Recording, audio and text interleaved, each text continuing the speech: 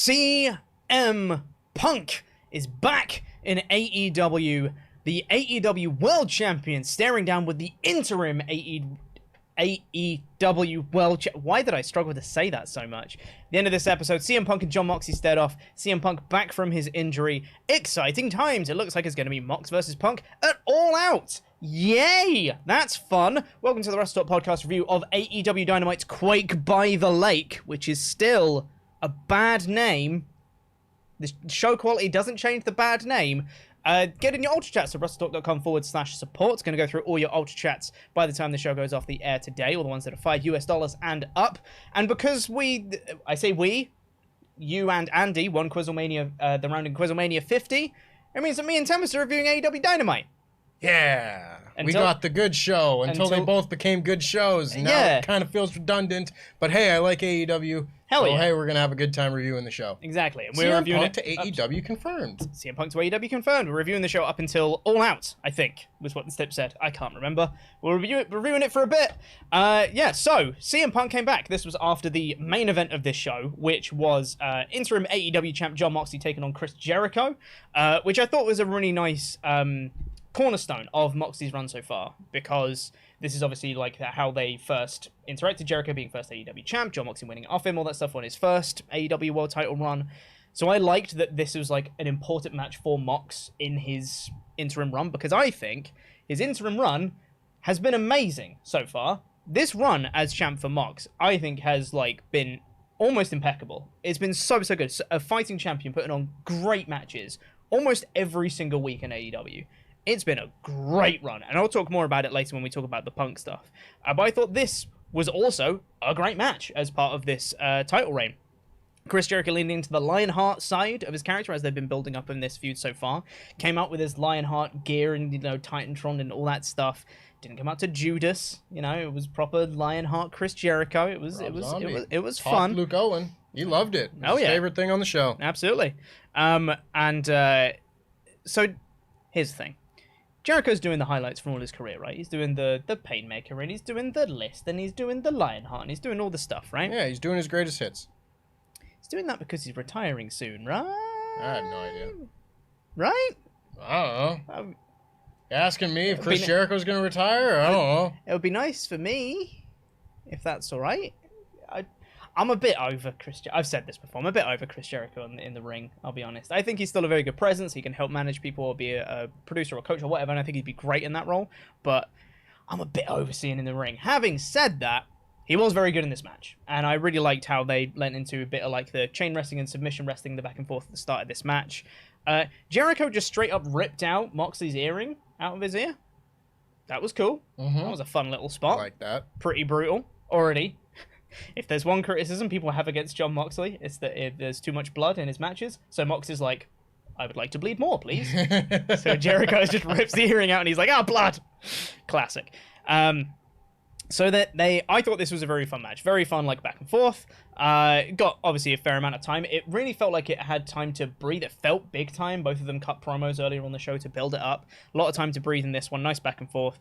Some really crazy near falls towards the end of this match, because I went into this not knowing the result of it, and I assumed that Moxley would be retaining, because that was the common theory going into this. But there were some really close near falls. There was a really nice code breaker of Moxley coming off the turnbuckle into a code breaker. There was Floyd the Bat behind the referee's back, went a little bit wrong because Sammy Guevara missed the throw. Launched it. This is the opposite of Steve Austin's beer thrower. With 100% accuracy, Sammy Guevara launches this bat. He's not got a great track record of throwing things. One was the chair at Matt Hardy, and now it's the bat into the ring, which he completely missed. But they still did the spot behind the referee's back, bat shot for a near fall. And off an exposed turnbuckle, Moxley goes into it, into the Judas effect. I was like, well, that's it, right? Jericho's winning. And then he kicked out of it. And I was like, damn, that was a really good near fall. Very, very good. I bought into that quite a lot. Jericho managed to get the Lion Tamer in, but Moxley countered it, and he managed to get in the choke onto Jericho. Didn't have anywhere to go. Tapped out. I thought it was really good. Good fun match. Follows the old Hulk Hogan philosophy of take everything the guy has, then beat him with your finish. Yeah. It's a strong babyface champion. You fight through everything. You take the bat. You take the outside interference. You take the turnbuckles. You take his finish. You kick out, and then you beat him. Yeah. That's all I can ask for, really. I like that they brought this full circle because it seemed like after Moxley won the title back in 2020 that there was still going to be something or other going on here. And then the pandemic hit and Jericho said something like, "Oh, I'm still a champion. I'll get back to that title eventually." And then it was 2.5 years, you know? And I'd felt during those 2.5 years, there's like, oh, this is just going to be forgotten about, is it? And I still kind of feel like it was. But as long as you bring it up 2 years after the fact, then it's long-term storytelling. Yeah, sure. So I'm told. But yeah, I thought this was a really fun match. I thought that this whole run was kind of perfectly encapsulated in this performance from Jon Moxley. Because like you said, he's been having great matches as world champion time and time again. And really, this is kind of the run that we'd hoped he would have had in 2020 with a live crowd. Granted, I think his quality of competition at this point will probably have been improved because obviously there wouldn't have been a Brody King at the time, wouldn't have been a Roosh. There would have been different matches made, and I'm sure they still would have been good. But he's had a very stellar list of opponents so far. And with CM Punk coming back shortly after this match, it looks like we're set up for another one. Absolutely, because I think if the show had ended there with Mox just winning, I think it would have been like, okay. Solid show. Good show. Not bad, good show.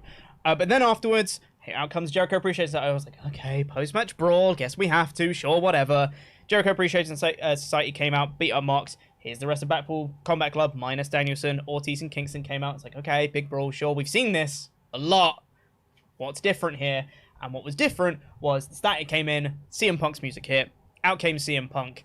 Cleared out the rest of Jericho Appreciation Society, and then had a little stare down with Mox. Mox did a little middle finger. I swear, in this main event, could do a drinking game for every middle finger. There was a lot of them in this main event. And then you have the stare down of Punk and Moxley, and it looks like that's the direction we're going. Moxley walked off, kind of gave him a little shoulder barge, gave him a middle finger, and walked out, which is really nice. I'm really excited for this match at All Out because I think if they'd have done this match a few months ago, you know, if like Moxley had been Punk's next guy after MJF and all that stuff, right? Like it would have been, or after Punk won the title from Hangman, sorry. Like, it would have been a big match, and it felt like a pretty big deal. I think now, because of Moxley's title run that he's had, I think that he has been, not necessarily elevated, because he was already one of the top guys, but he feels like the top guy in AEW right now. Yeah. And I think this feels like the biggest match that AEW could put on right now is Punk versus Mox. And I think that is testament to Mox's title reign. It's made him feel more important. You can be a pushed guy and still get a bigger push. Absolutely. You know? Yeah. Just because, like, yeah, I think he is in a better place than he was a few months ago, and he's been great ever since he came back. So it really is, again, just a testament to how hard he's worked this year and how much he's put into this title reign. Because an interim title run that would be like 2 months between pay-per-views could be nothing if it was done by the wrong people. He's been great. And this match feels really big right now. Yeah. I feel like a lot of these combinations of top guys in AEW, it's kind of like a foregone conclusion that we'll see most of these matches happen. Like, we'll probably get CM Punk and Kenny Omega at some point. But now to see this built up to, it really does feel like that much bigger of a match because of the road that we've taken to get here. And I feel a little bit weird saying that because I really do feel for CM Punk. Him getting injured this summer was like a real shot in the foot for AEW and CM Punk, and literally. CM Punk.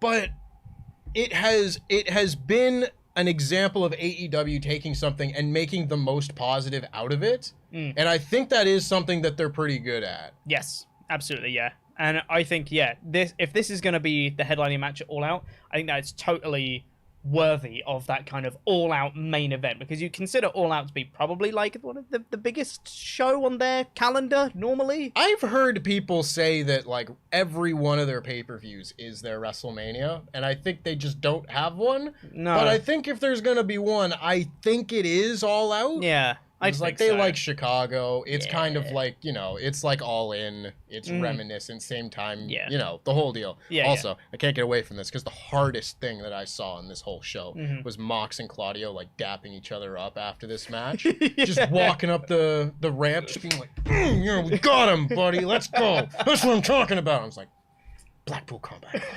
Yeah. It's so cool. It's so cool. I love it. I love Blackpool Combat Club so much.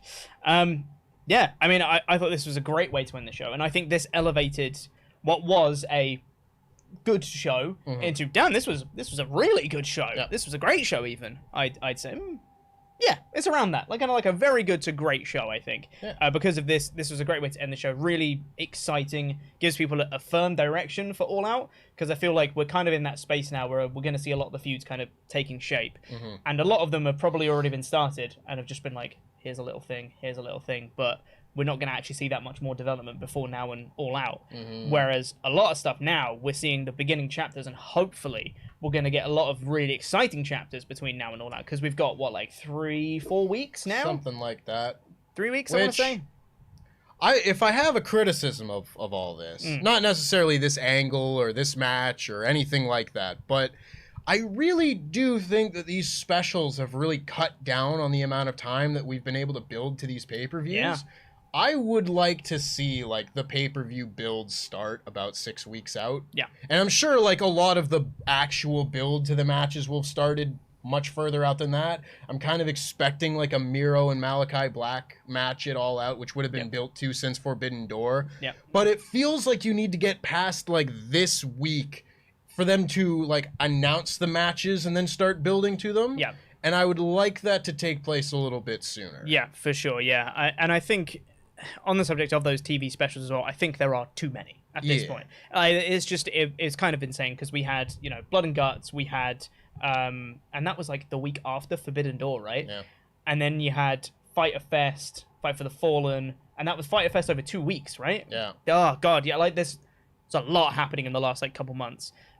So I'd like them to tone that down and have, because they don't feel as special. When you say, oh, it's Quake by the lake, you go, so it's Dynamite. Yeah, you know? It feels to me like they throw the big name on the show so that they can have an excuse to put the pay-per-view matches on TV to pop the ratings, right? You could just do that anyway, right? You could, but, like, this is, you know, different perspectives and different tastes and everything like that.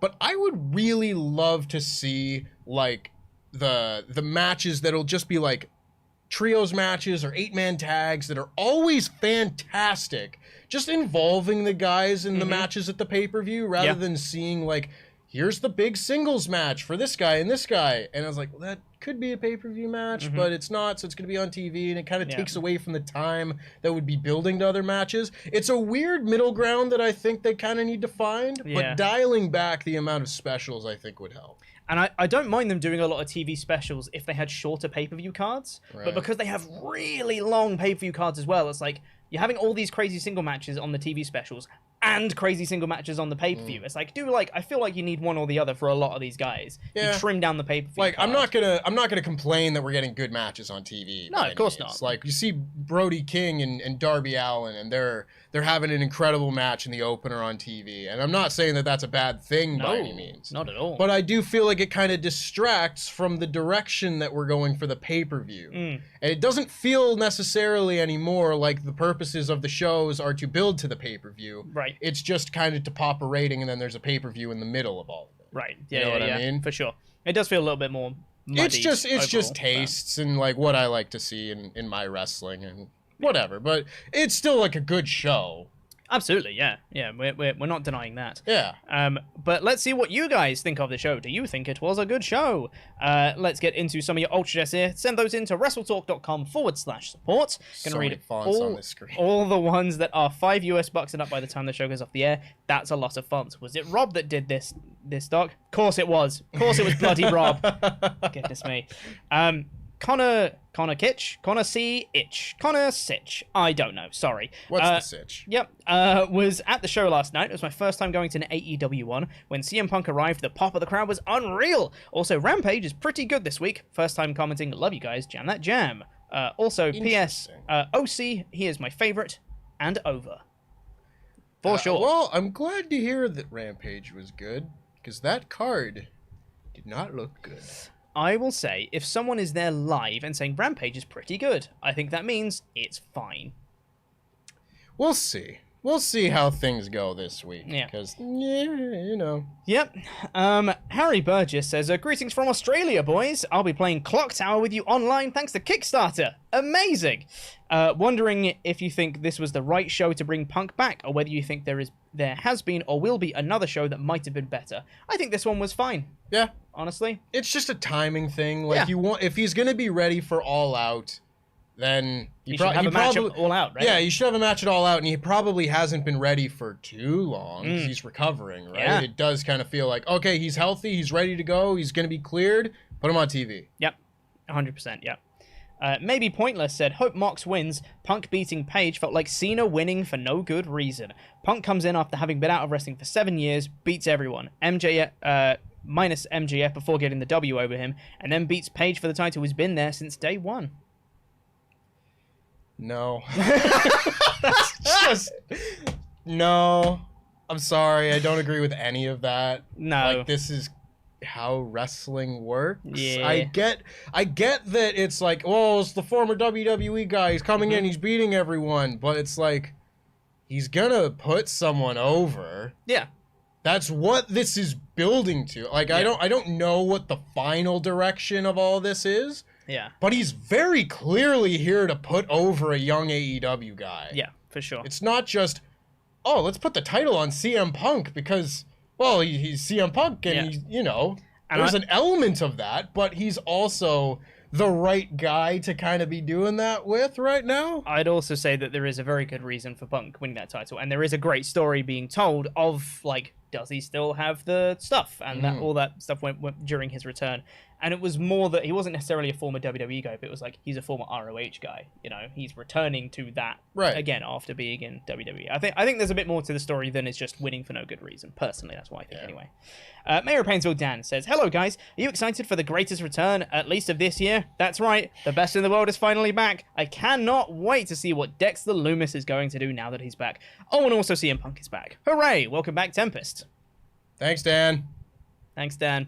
When I was on the show with Sat last Saturday, Mayor Painesville Dan sent in an ultra chat saying, like, I really hope Dexter Lumis comes back at some point, because he was saying how it was speculation because he hadn't returned at that point. He returned on Raw, and he was saying, I really hope he comes back. And Sat just turned and went, you know, he'd be a great 24/7 champion. I love Sat. Sat's great. Michael Dominguez says, what if the story is Mox evades / refuses to fight Punk because of respect? He needs to earn it. Wait, WrestleTalk hired Denise when Ollie ranted about wanting diversity but then she's replaced by Tempest? JK, y'all. Can't wait to see the new show tomorrow. I didn't replace Denise. No, I was here before Denise got here. Also, I'm also on that show. It's fine. But what do you think about Mox evading or refusing to fight Punk? I don't know if I don't think it's not in his character. Why would he refuse a fight? Yeah, and also I think that he's already earned that shot because he's the world champion. Mox is the interim champ. I think if anything, Punk would be like, no, you don't deserve to fight me. I'm the world champ, you know? If he was going to be more heelish about it, which I still don't think he will. No, I don't foresee either side of this not wanting to fight the other. I agree. Makes more sense to want to, like, make an undisputed champion and whatnot. Absolutely. Yeah. Riot DR said, hey yo. Ironically, I was going to ask if AEW mentioned CM Punk since he went to heel up. Tony sure does love his surprises. Anyway, totally looking forward to the promo battles between Punk and Mox. Safe to assume their match will be very bloody. Probably. Yeah, it's a Moxley match. Yeah. I can't wait for these promos. I really hope they get a proper, like, face-to-face segment in the ring, rather than just, like, you know, backstage promo, response backstagepromo, or, like, a proper, like, confrontation in the ring. I think that'd be great. I think we need more of that. I think we've lost that in AEW. For sure.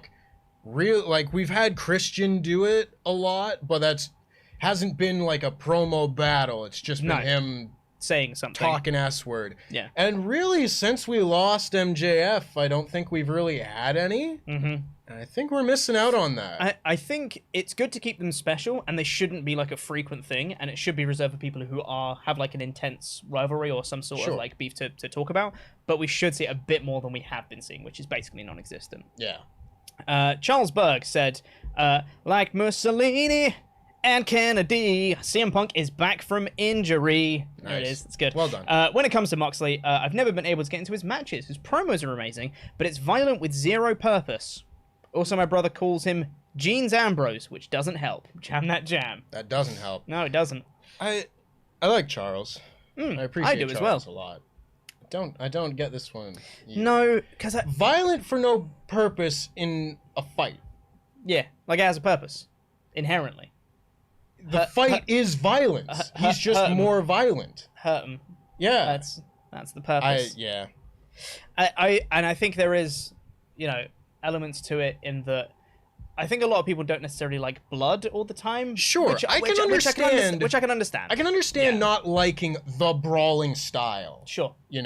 Different wrestling styles aren't for everyone. Not everyone likes Zack Sabre Jr.'s matches. Mm-hmm. Not everyone likes Lucha matches. Not everyone likes whatever.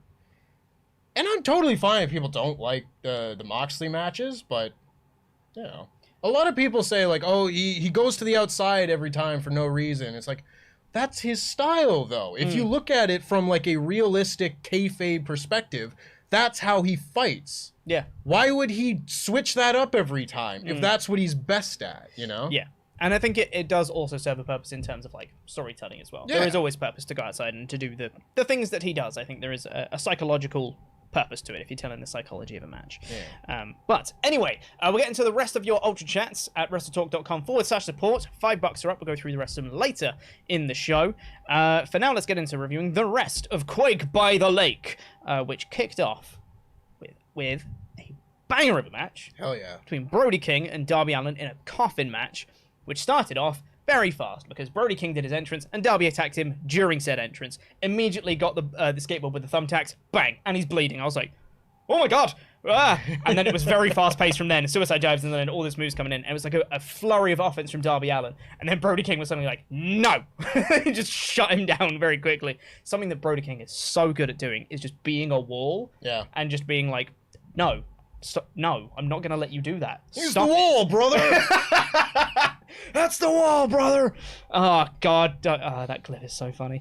I thought this was great. Like, these two, obviously, love working together. Yeah. And they're perfect opponents for each other. They're perfect opponents.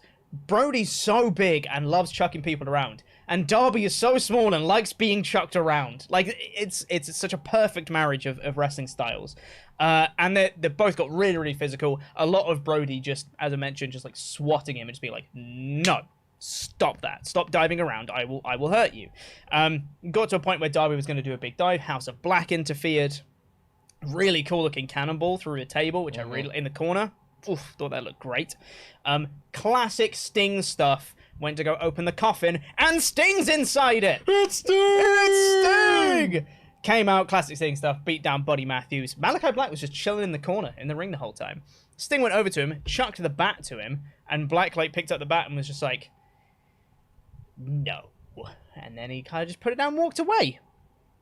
I don't know if I fully get that, personally. Yeah, I don't really know what's going on with the whole Malachi Black Sting thing. They're doing some sort of psychological warfare angle here, which is like, it's cool, it's fine, it's different, Sure is different, yeah. Yeah, I just don't really get it. I don't know if I get it. Like, the whole thing when they were on the stage and they walked away and then they look back at each other and they walk together and then they walk away again. I'm like, what's fight?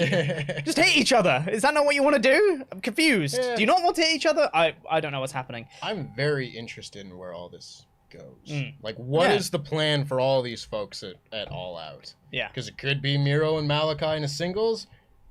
Could be Sting and Malachi in a singles for all I know. Could be. It could be like, I don't know. Trios? Sting and Darby Allin and Miro? Yeah, versus maybe. House of Black? Maybe.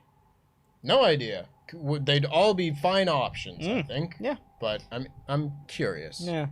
I thought, though, the crowning point of this match was the finish. Yes. The finish was so good because the coffin was open on the outside, and in a callback to their battle royal where this kind of all kicked off, where Brody had the brilliant spot of choking out Darby over the outside. Darby just went completely limp and he just dropped him to win. Great spot to win that battle royal. They did a repeat and a remix of that spot where Darby took Brody's chain that he had on his entrance, choked out Brody over the outside, who then went limp, and he took the chain off, dropped to the outside, rolled into the open coffin, and the lid shut by itself. And I was like, oh, that was perfectly orchestrated. Oh, it was so good. What a brilliant spot. And I think if this is kind of like the end of this Brody King Darby Allin stuff, a really fun little mini feud.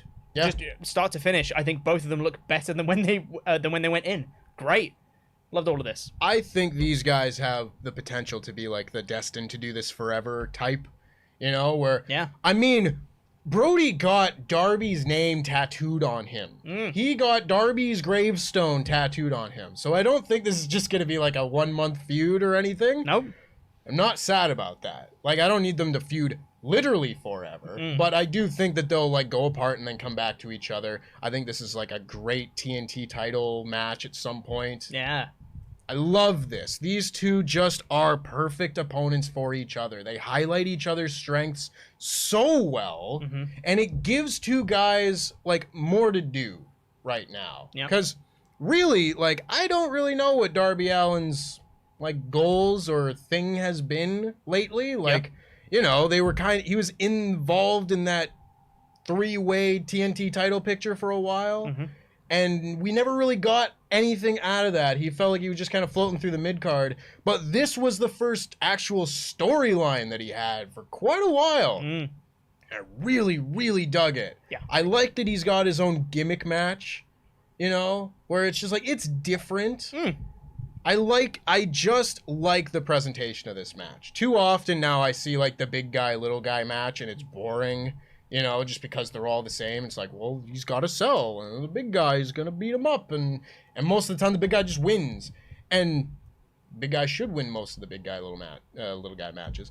But they did such a good job in this match of just doing it in a realistic way where Darby's just got to throw himself at this big man over and over and over again until he can knock him down and do the damage that he needs to do. It's like when you're playing a video game and you just keep hitting top rope moves because you just got to keep doing them. They're the most effective. You just get Darby Allin throwing his body at the big man, and that, again, highlights both of their strengths so well. 100% agree with it. Everything you just said. Great opener to this Quake at the Lake show. Typically great Jon Moxley and Chris Jericho promos. One before, one after the ad break. Thought it was really, really good. Both just saying that they're gonna beat each other up tonight. Yay. We got the Trios tournament brackets revealed, which we'll talk about in a little bit, because we'll talk about the tag match first. We'll come back to them. We'll link that into the Young Bucks Hangman stuff. So as part of that Trios tournament brackets, we saw it was going to be Andrade, Dragon Lee, and Roosh as a trio. Yes, please. That sounds fun. And to build some momentum for that, we had Andrade, Alilo, and Roosh. They made their entrance. They're like, okay, they're going to have a tag match next. And I was like, okay, so they're probably going to face like some lower card team, get some momentum ahead of the Trios tournament. That's fine. It makes sense. Put them over as a tag team and how dominant they are and that stuff. And then I heard the Lucha Bros music hit. I was like, what? Okay. And then it's like, oh, it's a tornado tag match. I was like, what? What's happening? Okay. So yeah, we had Andrade, El Idolo, and Roosh versus the Lucha Brothers in a tornado tag match. Came out of nowhere. It was great. I mean, they did announce it beforehand. I didn't know that, though. That's the thing. Came out of nowhere for you. Came out of nowhere for me, because this was awesome. And this was just straight up like proper Lucha Libre stuff. This was a brilliant, fast-paced match, as you come to expect from these four. Got given a little bit of time. Nice time to shine for all of them. I thought there was a really good spot in this match, which I would argue is almost maybe too good for this match, in that they tied up Penta's mask to the ropes, right? Yep. And Penta sacrificed his mask to dive into the ring to break up a pin so Phoenix didn't lose. I'm like, that is an amazing spot. That, like, the emotions behind that, to sacrifice a luchador's mask is a really big thing. I'm like, this is just a throwaway tag match, though. Like, I feel like that spot was almost too good for this match and should have been saved for, like, something bigger. You know, if there was like a tag title match, I could totally understand all of those emotions and stuff. But I was like, this is just a tag match, though. It's a tornado tag match. It's a tornado tag match, but regardless, there's no like stakes to this match. You know, still though, a great spot regardless. In the end, they managed to get Penta out of the match after he sacrificed his mask. They managed to beat him up a little bit, get him outside the ring. Then they double team Phoenix. They managed to get the win, which is good. They built some momentum. I think they look really good. It's important to establish them as a tag team. Just feel a bit sorry for the Lucha Bros, really, because they should be like one of the best tag teams in AEW, and I don't really feel like they've ever got there, despite being tag champs one time. Yeah, their tag title run was a little bit, I don't want to even say underwhelming, because it was like, it was good while it was going, and then it just got cut really short. Like, I was expecting them to have those titles for much longer than they did.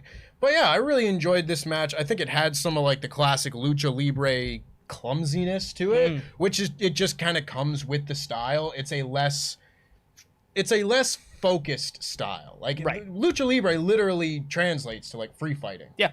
You know, it's not meant to be, it's meant to be pretty, but it's not meant to be as focused as like a technical wrestling match or anything like that. So there is some clumsiness at times, but it kind of adds to it when it's a tornado tag match. Yeah.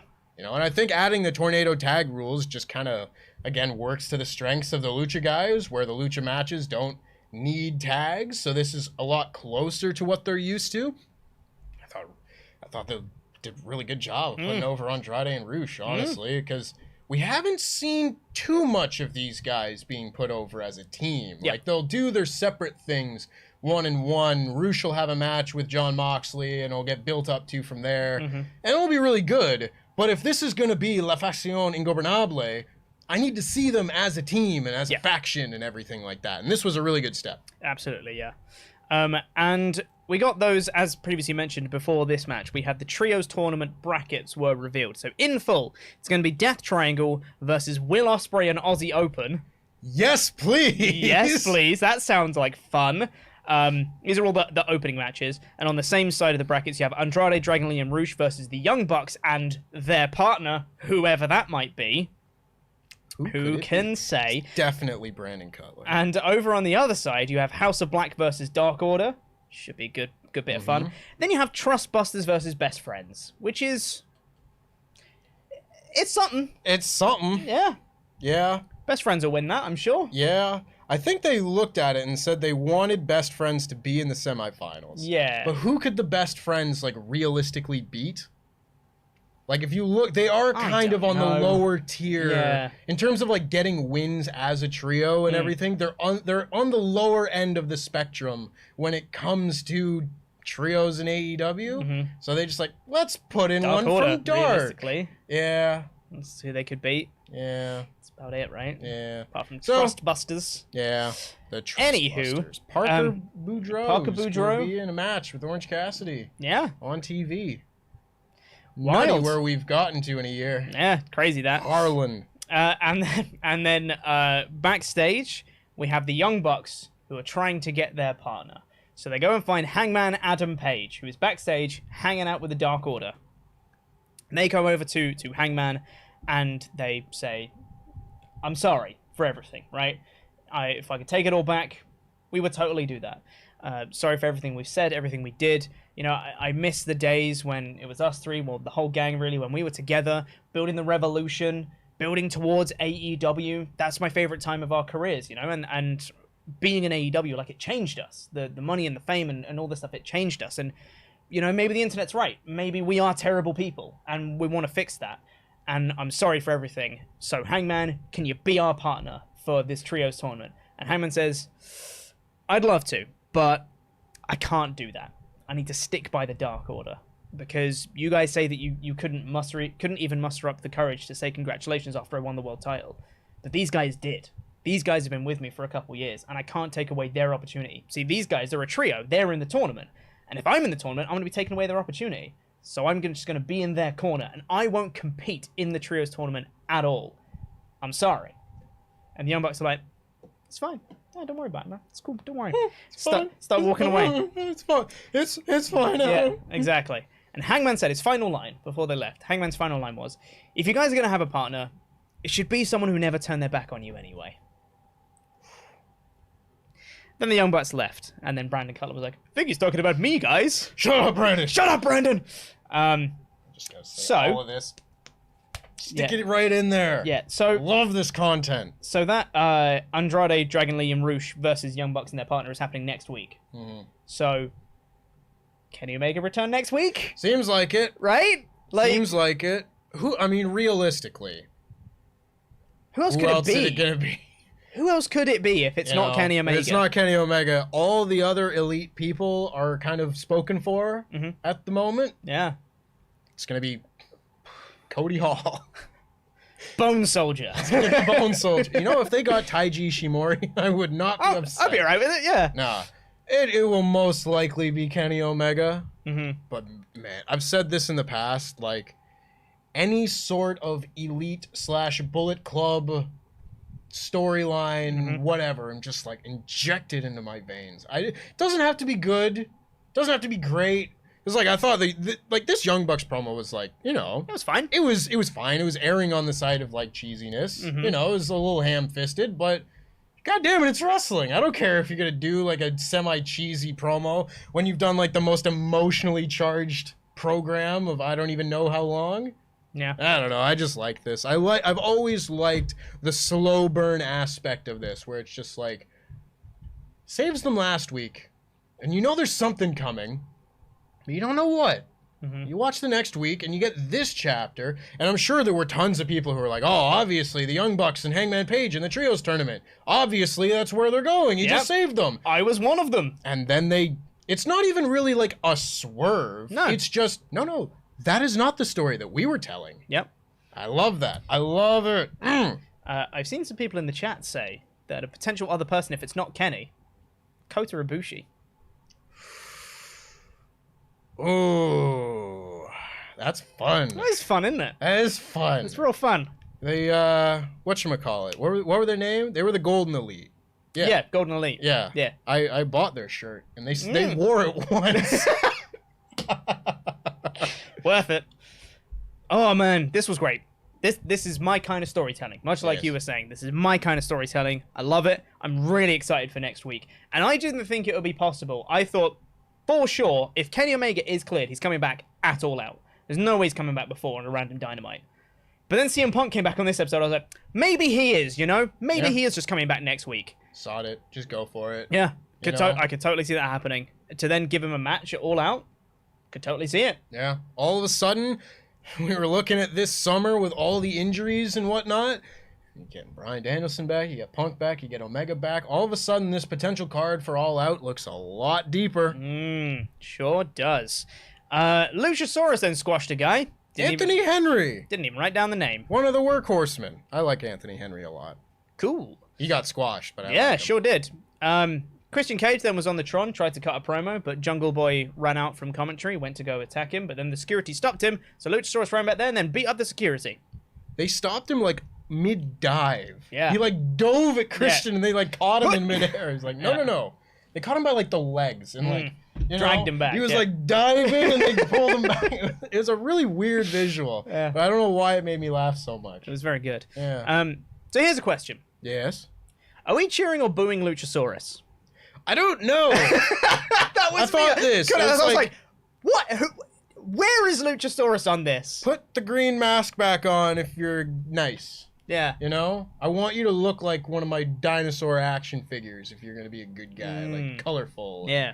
Fun. But this is what makes me think that he's not a good guy. Could be. But it feels like we're supposed to be cheering him. But I'm like, but he's got all his heel presentation stuff. So I don't know. So I was thinking about this. I was like, well, what could we do here? And at what point do you cross a line of stupidity that you can't come back from? And I was thinking, what if they do some sort of storyline where it's like he's primitive and he'll just listen to whoever's speaking to him, sort of thing? Like, you know what I mean? Like he's allied with this group, and it's like Christian can just kind of like turn him easily because he's like he can easily be convinced of things. Right. Something like that. I don't know, because I'm trying to make sense of this. Yeah. Why he was with Jungle Boy, then with Christian, then with Jungle Boy. He still got the black mask, and I don't know. I don't know what the deal with Luchasaurus is. Yeah. And I mean, like, obviously he's got a master's degree in medieval history and whatnot. He's a very smart man, and he's said as much on the show before. So you do kind of have to retcon some things with this idea. Yeah. But I'm, like, trying to make sense of it. Yeah. And I'm having trouble so far. Yeah, that's my thing is I'm having trouble to make sense of it, and that, to me, isn't great. Yeah. You know, I just want it to be a bit more sensible. And I'm not saying they need to, you know, spell out every tiny little detail of the story, because I'd like to be curious about it and see where it's going. But at this point, I'm less curious and more just confused. I'm just like, so where is this going? You know, I'm not 100% sure. Miro cut a promo. Julia Hart was also there, who tried to tempt him. But you should just give into it like I did. And he said, there's only one woman who can touch me, and it ain't you. Which is great. And he said, tell your pagans that I accept their gift, and I will use it to destroy them. I see the warpath to my god, and it goes directly through the House of Black.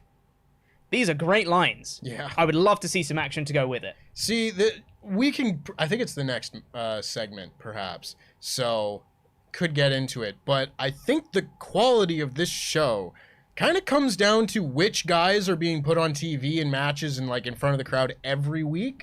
There's, like, a rotation of guys, and you'll kind of see periods of time, you know, it's usually, like, this person was TNT champion, so obviously they're on TV all the time. But then there's times like now, and I'm just kind of tired of seeing Jay Lethal's crew, and they're on TV, like, every single week. Yeah. And I would much rather have that time be spent by people like Miro, who could just come out, like, have this promo air and just have him come out and, like, kill a guy. Just squash someone. Or even not squash them, but just have a really good, fun 6-minute match. Yeah. I would rather see that. I'd rather see more Miro. There was a backstage segment first of Powerhouse Hobbs, who was going to get interviewed by Mark Henry. But then the Factory came up and just been like, hey, you beat up Ricky Starks, and we're going to finish the job. Aaron Solo's going to beat him up. And then Powerhouse Hobbs says, don't let your problem become mine. Question, Tempest. Yes. Why are they so set on parodying Tony D'Angelo? Of all people, why are they parodying Tony D'Angelo? Yeah, bro, I don't know. I don't know. What is their fascination? I don't understand. Why is Nick Komoroto a poor imitation of him? Why is Cole Carter there? And why does QT Marshall keep doing references to the NXT act? Stop it. What's the point? I don't know how to actually pronounce his name. It's very high with an X on Twitter. It's a great follow, by the way. He tweeted today. It was like, yo, do you think QT Marshall is good at cornhole? He looks like a man that knows how to throw some bag. And I was like, that is the most cutting non-insult I've ever heard of a wrestler. It was like, he looks like he'd be good at cornhole. He's just a guy. Yeah. He's just a guy. He does play darts, doesn't he? He absolutely goes to the pub in his bowling shirt and plays darts. Oh, man. That's very Drinks funny. an IPA or something. I just don't know Drinks a what the Pilsner. Factory are, you know? I just don't get it. Yeah. They've been fascinated with this Cole Carter, Tony D'Angelo stuff, and I can't fathom it. Anywho, Jay Lethal, Satnam Singh, and Sonjay Dutt came out, as you previously mentioned.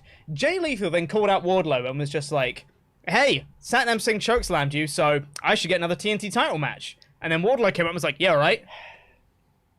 See, I can't say this anymore because the times they are changing, but this was WWE-rific. Yeah, it was. Oh, I beat him. And then we beat him up after the match, so give me another title shot. That's not how it works! It's never worked like that here. And it's been better off for it. Yeah. Of all the people that just like, well, let's run back that match, why this one? I don't know. I don't know. I think they're just set on having Wardlow powerbomb Satnam Singh. And they need reasons for them to keep interacting until they do that. Yeah. And I don't care that much about seeing the big guy get powerbombed. No, I really don't. Also, if you're going to do that, do it. Instead of building to it over several title matches, just do the spot. Anyway. It'll be just as impressive whenever you do it. Wardlow says he can have another title shot, but then says, but tonight, I'm going to beat up all three of you. Goes down. And then he's joined by FTR for some reason. Yeah. Then FTR came down and the three of them were in the ring. Then there was this weird like standoff with the three of them in the ring and then the three of them out of the ring. And then Jay Lethal was the only one who went into the ring out of the three of them on the outside. And then he got a big rig for his troubles. I was like, why did... Everyone just looks very stupid in this segment. This was a very confusing segment. Very odd segment. Very strange. Can I don't want to be fickle. Because again... I made what I think is a pretty good video essay on partsFUNknown. You should watch it. How AEW made Wardlow perfect monster babyface. Mm-hmm. Not been in love with this Wardlow TNT title reign. No. Like, I think it's been fine. I think at times it's been good. Mm-hmm. And I think these TNT title runs really matter. Like, they really are dependent on the quality of challengers. Yeah. You know? And their roster is so stacked that I don't need to see guys like Jay Lethal getting multiple shots at it. Yeah. Just have, like, I don't know. It's not, like, unsalvageable or anything, No, but if not. I was going to book Wardlow's TNT title reign, I would not have done it this way. No. Jericho Appreciation Society backstage cut a promo. Anna Jay likes to choke people out. We got Ricky Starks versus Aaron Solo. This was a quick match. Ricky Starks won with a spear. It was solid. It was a nice spear. I was a like very Ricky nice Starks' spear a lot. Very, very good. Nick Comoroto came down with a chair. Starks managed to escape that attack and escape all the rest of the factory coming out, and he ran up into the crowd and celebrated. He's really over, which is great. Big fan of that. Really like Ricky Starks. I think he's like the latest guy to be their most organically over star. Yeah. You know, for like there was like a period of time where I thought it was Yup. Apparently, it's good. Cool. Respectfully, I will believe it when I see it. Because it's Beardhausen. It is Beardhausen. Which is Eric Redbeard making his AEW return. Yeah. To team with Danhausen. Okay. Against the Ass Boys. Okay. It's an interesting match to book for Dynamite. Yep. I'd like to know where the Stokely Hathaway stuff's going. Yeah.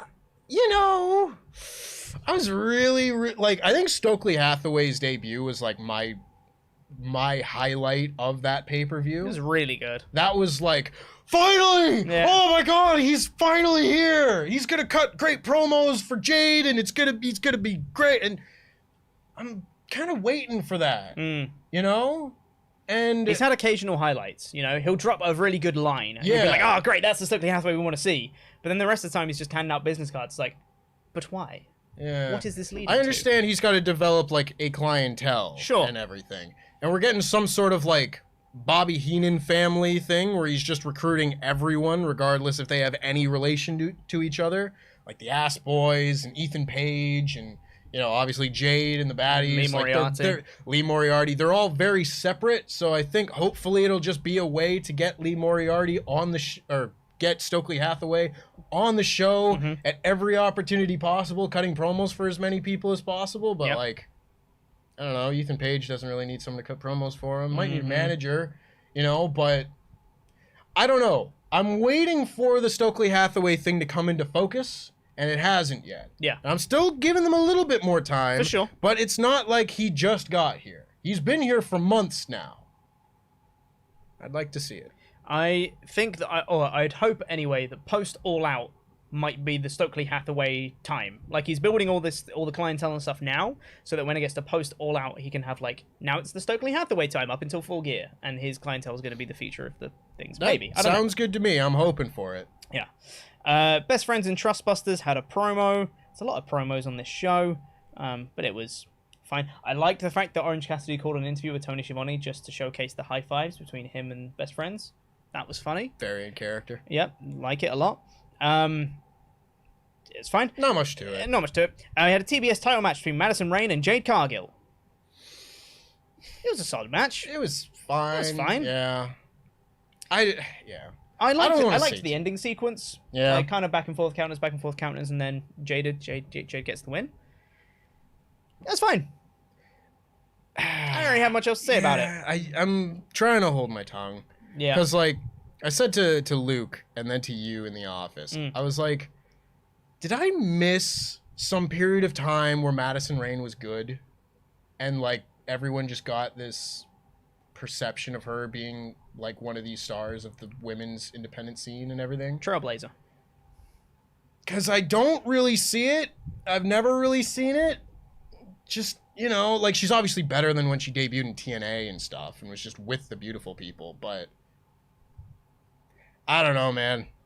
Didn't really do anything for me. I'm happy that Jade got like a bigger win than she has as of late. Because like, you know, some of her more recent wins have been like Layla Gray. And it's like, that's fine and everything. But she should be beating some established names and all that. And she did that. But yeah, you know, I don't know. Cool. It's just fine. In more exciting news, Athena attacked Jade post-match. Yes. That's good. I assume that might be the match at All Out. I would think so. Athena versus Cargill, which I think Athena might win. Maybe. That'd be cool. Yeah. I don't know who's going to beat Jade. I don't know either, but I'm into it either way. Yeah. I think if Jade wins, cool. If Athena wins, cool. I'm happy. Yeah. Should be a very good match, and I'm looking forward to it. Honestly, it's one of the matches I'd be most looking forward to on the show. Just, I think it's been built up to for a long time, and the matches involved have been pretty good. So I'm happy with this direction. I still think, well, they announced on this show that Chris Statlander apparently got hurt somewhere along the way. About to get to that, yeah. Yeah, news to me, but I thought that it would have been a three-way between them at All Out, but maybe it would have been, and now they've had to change, but maybe. Who knows? Tony Schiavone was backstage with ThunderStorm. And he says, because Chris Statlander is injured, Tony Storm is rocketed up to, like, #1 contender for Thunder Rosa's AEW title. Does that mean Statlander was #1 contender? I don't know. I don't know. But, okay. The sum total... I'm going to try and keep it short, but for the sum total of this promo was them being like, oh, it's just so unfortunate that we have to... Oh, I just didn't want to fight, but... Well, I guess if we're forced to, I guess I'll fight you for the world title. It's like, yo... You've already fought for the title. You guys know, your goal isn't to get the AEW women's tag titles. Like, you guys know that you're going to be fighting for the world title at some point. It's fine. I promise. You don't need to be like, oh, I'm really upset about this. I just didn't think I'd have to fight you. You know, like it's just such a shame. It's like, just say like, hey man, I've been really enjoying teaming with you, but hey. I want to be world champion. Let the best woman win. I'm really looking forward to getting that title. Bang. Handshake. Cool. Segment over. That's all you need. I don't get this. Yeah. I didn't like it. I didn't like it. Yeah. That's what I'd say. Kind of like, especially to me, because I think they're only a team because they came up with the name for them to be a team. Like, ThunderStorm? Well, they have to be a team. Well, they're best friends now. They don't want to fight. Yeah, I'm sure this will be another good match at the pay-per-view. It's like, what, a month ago? They wrestled at Forbidden Door. Yeah, so just over a month ago. The end of June, about a month and a half, yeah. In 6 weeks, they've developed a bond that they no longer want to fight each other. Unbreakable bond. Then we got the rundown for Dynamites and Rampages and all that stuff, and then we had the main event that we spoke about earlier. I would say overall, in my editor review, I think I might have been a bit too generous, you know? I gave it a 4.5 out of 5. Because I was torn between doing a 4 and a 5, because I was really hyped off Punk's return. But I think this is a 4 out of 5 show. I think it's a 4 out of 5 show. I think it's a really good show. There was a bit of downturn in the middle of the show, but it started really strong. It ended really strong, which is the two most important bits of the show, is the start and end, for sure. But yeah, I just felt like it kind of had a bit of a downturn in the middle, which didn't quite do anything for me. But there was still some good stuff peppered in through that middle anyway. Yeah, I agree. It's a good show. I think, as you said, it was like a really good show. And to me, a really good show is a 4 out of 5. 3 is good. 4 is really good. 5 is great. Yes. Amazing. Whatever you want to say. I think that's just fine. Yes, I agree. Well, before we get into the rest of your Ultra Chats here, we'll get into saying thank you to some very special people. Those are our $25 and above Pledgehammers on our Patreon page. If you've not been to our Patreon page yet, you really should. Patreon.com/WrestleTalk. Got a new upload schedule over there so that every Wednesday you're going to have a new piece of content in your feed, apart from on months where there's 5 Wednesdays, which is this month. But that's not the point. For 4 Wednesdays, you're going to be having new content. And yesterday, we debuted our new show, the Behind the Scenes show, which is me, Tempest, Luke, and Ollie, all talking about like the past month-ish of content, and a lot of behind-the-scenes stuff of how those videos got made, a lot of like production stuff and how stuff is structured, anecdotes just from life or anything in the past like months. Just a big like behind-the-scenes look at how stuff gets made on WrestleTalk. So if you're interested in that, go to patreon.com/WrestleTalk. Sorry. And go check out all your content. And if you pledge at the $25 or above tier, you get your own custom wrestling nickname, and it gets read out on a show, much like this one. So thank you to the Cyclone, Brandon Sires. Yeah, why do you still pay for these? Shawn Michaels' biggest fan, Brett Guy. Yeah. Brian, Null, and Boyd. Yeah. Chris Hellfire Brimstone. Yeah. Infinite Crisis, Chris Jenkins. Yeah. All-Star Chuck Turner. Yeah. Colin McLeaner than Finn Balor. Yeah. Who Wants to Walk with Daniel Elias Chrysler. Yeah. Send Me to Heaven, Evan Reich. Yeah. The Findicator, Finn Brennan. Yeah. Always Shining, Garrett Albright. Yeah. And General Jimmy G. Yeah. Thank you so much, all of our Pledgehammers over on our Patreon page. Go to patreon.com/WrestleTalk for your own shoutouts and loads of extra bonus content. Now, let's get into the rest of your Ultra Chats here before we get out of here. Last chance to get those in at WrestleTalk.com/support. Last chance for those, $5 and up by the time the show goes off the air. Riot DR said, poor Andrade, he was trying to have a badass fist bump moment with Roosh, but I assume his mask hinders his peripheral vision, so it looked awkward. Match was sweet, the ending felt flat to me. I don't know, maybe I wanted a Dragon Lee cameo. Love you guys. I could understand that. I could understand wanting the reveal of the third man to be in this match, but I don't know. I think Roosh's finisher looks deadly. It's so good. The bull's horns. Oh. It's great. It's brutal. Riot DR says, Dustin Rhodes has the Crimson Mask Award for that gusher of blood during his match with Cody, but Brody King sure tried to take that title. King bled so much, I'm sure Mox was jealous. I think I'm fine with Darby being undefeated in casket I think I'm right with Darby being undefeated in casket matches. Mm-hmm. Sounds about right. Yep, 3-0. Nice. It was, I forget who the second one was. It was Ethan Page, and then, who was the middle one? Oh, I don't know, Billy Gunn. No, piss off. Kick out of 2 coffin drops. Banana Whammer said, main event wasn't bad, but I got sucked out of it when the walls was held conveniently until the commercial break was over. Feel like they are the type of guys who can just improvise a bit instead, and it would have been just fine. Still a fun show, though. Yeah. I can understand it. I saw people saying this on Twitter, so I don't want to say a common opinion, but I've heard it from more than one person. I'm not going to say that you're wrong, but also doesn't bother me that much. Yeah. Yeah. Bacon Rasher said, hi lads, well this is perfection. Tempest comes to the UK, we win AEW review rights, and it's LIW for life. Nice to have you both reviewing a good show. All we need now is a Q&A Tempest Talks live stream. Another great AEW show, and thanks as always guys, #LIW. Thank you Bacon Rasher, appreciate it. Yeah. Mitchell Gillum said, hi guys, first time commenter. I know this may be a bit of a hot take, but I'm starting to sour on Darby. Most of his matches are starting to feel the same. Also, any chance the Bucks get Marty or Flip as their partner? Doubt it. Neither of those would be good options. No. For different reasons, but neither of them would be good, I'd say. I don't believe that Marty Scurll's ever going to wrestle on a major promotion again. I think He'll still be wrestling on that god-awful Battle Arts Pro show. So, there you go, promoter. You know who you are. Yep. I think we all know who that is. Yep. Kate Ayers Kutschwa said, I was there last night too. I think we were excited about Rampage because almost every match had a Minnesota guy in it. Dante, Eric, Ari Davari, etc. The show was amazing, but I wish they could get their women's division to be as good as the men's. Don't we all? Yeah. Don't we all? They continue by saying, Tony Khan came out during one of the commercial breaks to promote the Rampage card, and he was so hyper that my husband turned to me and asked, is he on drugs? I had to explain that no, he's just kind of an excitable guy who loves owning a wrestling company. You know, this has been I don't even want to say theory, but a popular deal amongst fans. And I've heard from people that know Tony Khan that he is just like that. Yeah. An excitable man. Wrestling is his bump. Yeah, exactly.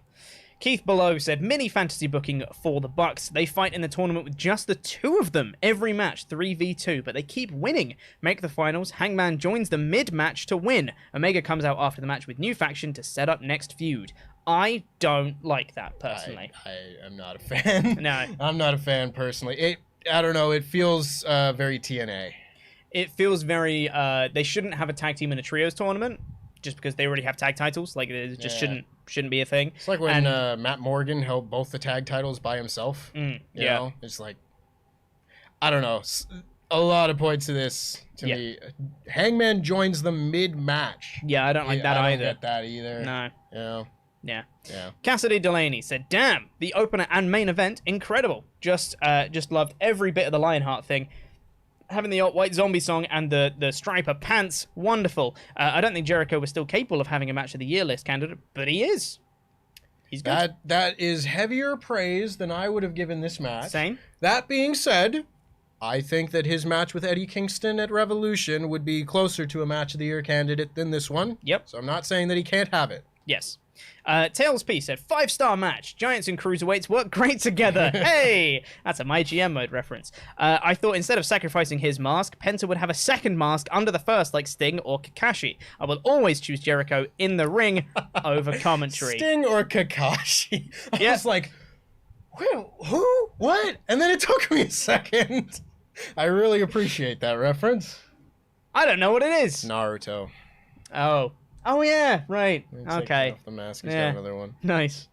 The Milkman, nice, said, Luchasaurus was with Christian to make sure he was safe until Jungle Boy came back. It's what he said on commentary. All right. Uh-huh.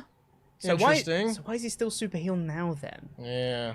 Still with his spooky music. Yeah, if he came out with the green mask, it's fine. That's a fine explanation. Sure. I'm wondering about the change in presentation. Yeah. Ricardo Rivera said, what are the odds that Mox wins versus Punk at All Out? I would say probably slim, but not like impossible. Not impossible, but I think slim. Yeah. I saw Sean tweet this earlier. You gotta do Punk and Eddie Kingston at Grand Slam. Oh, you do, don't you? In New York. Oh, you've got you to, haven't have you? Like, that's the match. Yeah. That's the match. Yeah, that'd be amazing. Yeah. Charles Burke says, I just think being covered in blood every match loses its luster. But yes, it has purpose. It can be tough to convey a full idea with only 255 letters. But basically, for me, the character of, I'm crazy, so now you bleed, gets old quick. Jam that jam. I understand the not wanting blood in every match. I think having blood in every match does diminish the returns. Diminishing returns, yeah. 100%, yeah. So, yeah. Cassidy Delaney said, Tempest, as you're the big New Japan fan, I must ask, thoughts on the G1 this year so far? Also, any clue on who's going to win the thing? Also, the few matches I've had a chance to watch, the Jay, Sonata, and Cobb Okada ones were really good. Standouts for you? Unfortunately, that would have required me to watch any of it this year. And it has been a busy summer, and it has not been the most interesting G1 for me. I will say, my standout is Tom Lawler. Just because he's in the G1. Sure. And I saw him cut a great promo backstage, and he wrestled Okada like a day or two ago, and I think that's goddamn rad. That's cool. He's just a cool guy. Kevin said, Tempest, your shirt reminds me of when KO and Y2J did a segment bullying Tom Phillips backstage at Survivor Series. Tom said to KO, why are you wearing blue? You're on Raw. And KO said, I don't care. It's Blue Jays colors. Was fun. Go Blue Jays. Well, I said it back in like March or April. We're winning the World Series, and the Yankees are falling apart. Sure. Baseball. Omar Hosue said, I know Pete didn't like it, but aside from Punk returning, I really liked Wardlow being backed up by FTR, particularly with their history in the Pinnacle and how they refused to get involved when MJF was trying to put him down. I just thought it was neat booking. Genuinely forgot they were in the Pinnacle together. I've forgotten that. That actually makes a lot more sense, and I do now like that angle. Yeah. No, I don't mind FTR coming out. I genuinely forgot that they were in the Pinnacle. I forgot the Pinnacle was a thing, you know? You know... Like, we kind of said... They were never really portrayed as a proper unit. Not really. They had their moments and everything. They had their moments. But not... Wow. But man, it's fascinating. Like, we kind of said on the Behind the Scenes podcast, and among other things, that like there's been a lot of news this year. I don't know why, but MJF being off TV has made me forget about every MJF-related thing. Yeah, legit. Oh my god. Like, I don't remember the Pinnacle and like, if they came out in an MJF segment, I would be like, why? The same reason, you know? It all feels so separate from each other now. Yeah. What's Sean Spears been up to? Yeah, having a baby. That's what he's doing. Oh. Yeah. Good for you, Sean Spears. Him and Cassie Lee's pregnant. So, very nice. Congrats to them. Congrats. Anyway, I think that's going to do it for the Ultra Chats, and that's going to do it for this episode. Thank you so much for watching. Really appreciate it. If you haven't yet, like the video, subscribe. We've got more content coming soon. We're going to be back on Saturday reviewing SmackDown and Rampage, and we've got our new Friday show with me, Tempest, and Luke going up tomorrow. So subscribe for that as well. Really do appreciate it. We'll be back next week for more Dynamite reviews as well, I think. Nope, I'm off next week. I'll be back. Tempest will be back next week. I'm off next week. It's my birthday next week. Happy birthday, Pete. For real. Yeah, it'll be next Friday. Will be my actual birthday. But anyway, thank you so much for watching. Really do appreciate it. Like, subscribe. See you guys next week. Bye. Jam that jam, etc. LIW for life.